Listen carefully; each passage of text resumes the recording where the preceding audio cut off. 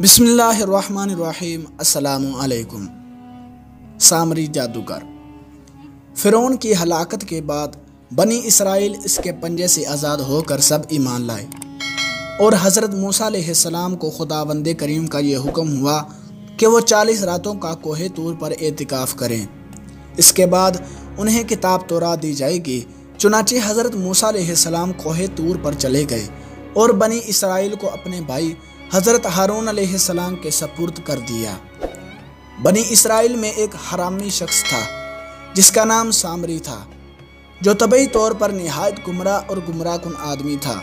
اس کی ماں نے برادری میں رسوائی و بدنامی کے ڈر سے اس کو پیدا ہوتے ہی پہاڑ کے ایک غار میں چھوڑ دیا تھا، اور حضرت جبرائیل علیہ السلام نے اس کو اپنی انگلی سے دودھ پلا پلا کر پالا تھا، اس لیے یہ حضرت جبرائیل علیہ السلام کو پہچانتا تھا۔ اس کا پورا نام موسیٰ سامری ہے، اور حضرت موسیٰ علیہ السلام کا نام بھی موسیٰ ہے۔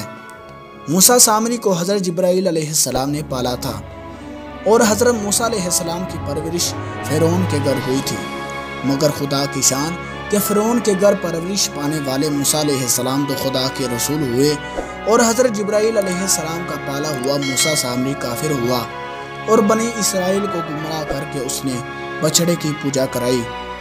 جن دنوں حضرت موسیٰ علیہ السلام کوہ طور پر معتکف تھے، سامری نے آپ کی غیر موجودگی کو غنیمت جانا اور یہ فتنہ برپا کر دیا کہ اس نے بنی اسرائیل کے سونے چاندی کے زیورات کو مانگ کر پگھلایا اور اس سے ایک بچڑا بنایا، اور حضرت جبرائیل علیہ السلام کے گھوڑے کے قدموں کی خاک جو اس کے پاس محفوظ تھی، اس نے وہ خاک بچڑے کے منہ میں ڈال دی۔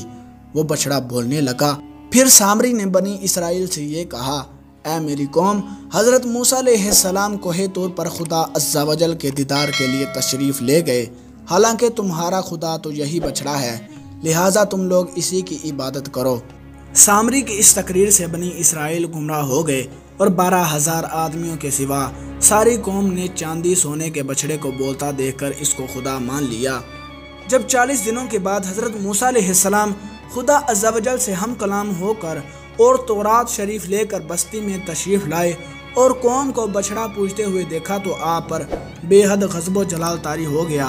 آپ نے جوش و غضب میں تورات شریف کو زمین پر ڈال دیا اور اپنے بھائی حضرت ہارون علیہ السلام کی داڑھی اور سر کے بال پکڑ کر گھسیٹنا اور مارنا شروع کر دیا، اور فرمانے لگے کہ کیوں تم نے ان لوگوں کو اس کام سے نہیں روکا۔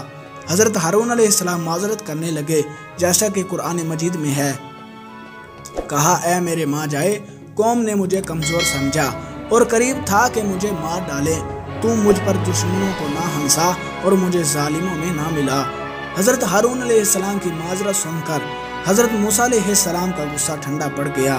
اس کے بعد آپ نے اپنے بھائی حضرت ہارون علیہ السلام کے لیے رحمت اور مغفرت کی دعا فرمائی۔ پھر آپ نے اس بچڑے کو توڑ پھوڑ کر دوستوں، اگر آپ ایسی مزید ویڈیوز دیکھنا چاہتے ہیں تو ہمارے چینل کو لازمی سبسکرائب کر لیجئے۔ ملتے ہیں کسی اگلی ویڈیو میں، تب تک کے لیے اللہ حافظ۔